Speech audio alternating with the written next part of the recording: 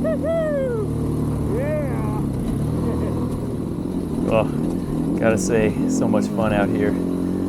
So this was in the southwest part of Colorado, of a place called the San Juan National Forest, out of a little town called Mancos, which is not far from Durango. And there's a little campground up there that you can spend a couple nights at, and then hit all these trails from there. And I was a little short on time this trip, but I ended up just getting out for an evening ride. And really, I wasn't able to get back onto actual motorcycle rides this time. I think I have a previous video where I was able to do that. I'll see if I can find it and I'll link it. But these are the 40 and 50 inch trails for the OHVs, off-highway vehicles. And so you saw a couple of those in the beginning. But anyway, it's just like aspen trees and clean air. I think this is probably, if I recall, I think this is somewhere up around 8,000 feet.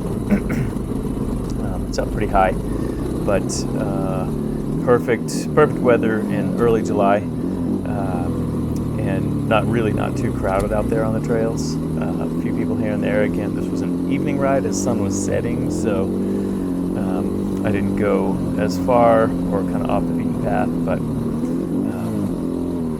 yeah, just lots of fun riding. Would highly recommend getting out there if you get a chance. I usually do this trip every couple of years, and I hit a bunch of different spots on my way, and just haul my bike with me in the truck.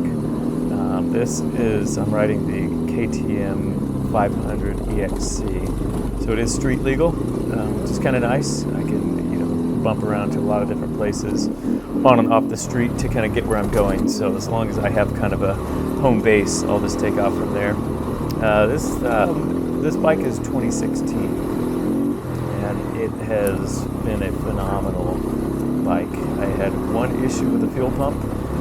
Luckily, that was a couple years ago after this same trip where I had hit like riding in 3, 4, maybe 5 different states in a couple days on my way back home, and just ran like a champ. A lot of back roads, a lot of this kind of stuff.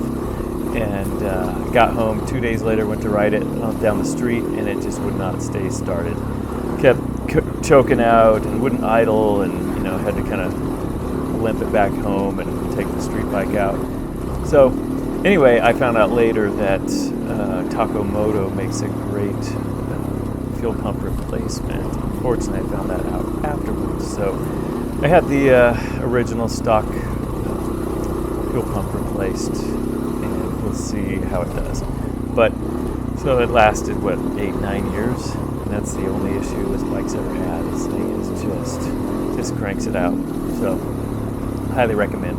The only time I regret having like the 500 and all of that power is in those like tight single track switchbacks and technical kind of slow stuff where you're really having to like work overtime to finesse the throttle and clutch, and it gets a little tiring having to do that. It's not impossible to do, it's fine, but it is a little taxing when you're doing that for a long time. This bike loves to sit off-road at 30-40 miles an hour and just crank it. On the other end of that, where I love this bike, is on like moderate, I'm not a racer or anything, but like a moderate motocross track where you've got some jumps and some tabletops, and you come out of the corner a little bit slow, and you get to the base of the jump, and you just give it some throttle, and it flies off the top. Similarly, climbing hills, just get to the base of it, doesn't matter, you don't have to build up your speed, you just like give it gas and this thing goes. So, and obviously, as you can see here, has no problem with mud puddles. The thing was pretty filthy when I got back, but that's the point, right? It's a dirt bike. So these guys on these 50-inch were pretty funny. They some of them were drinking while they drove. They had music cranking, lights flashing, just a whole like community out there. That was fun.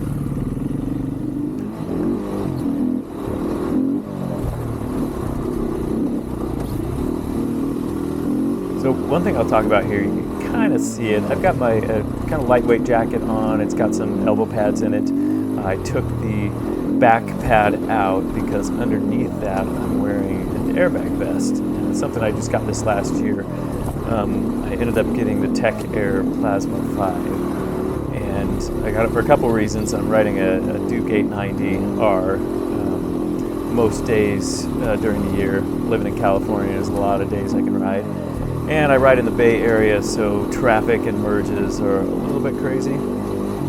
So I had a buddy at work who was getting an airbag, and I finally decided to pull the trigger on it.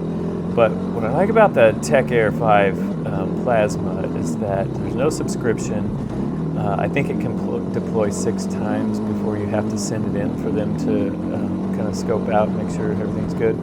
But you can repack it yourself. It's super lightweight. It has back protection in it, kind of a tortoise shell.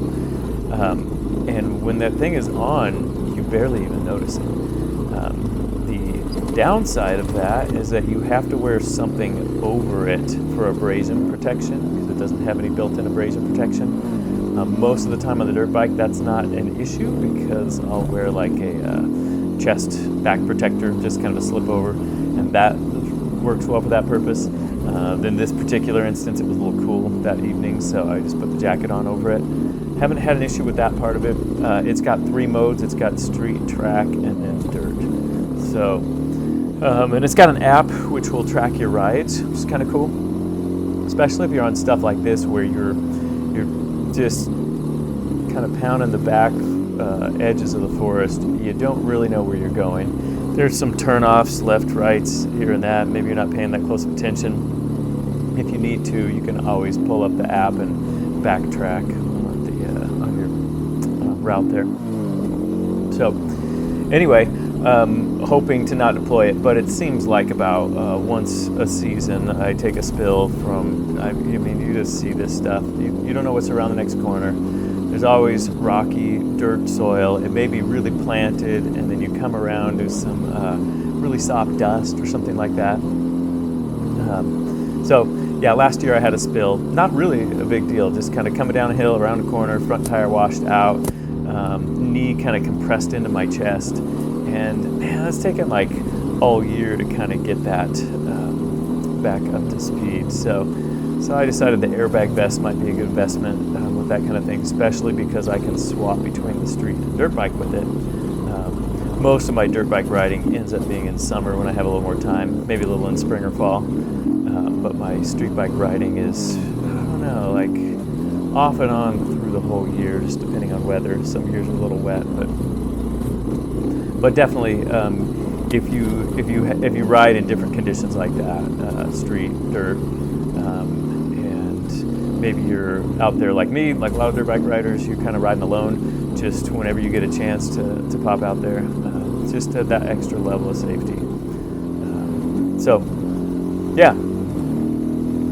Anyway, you hardly know it's on. I would recommend that one for sure.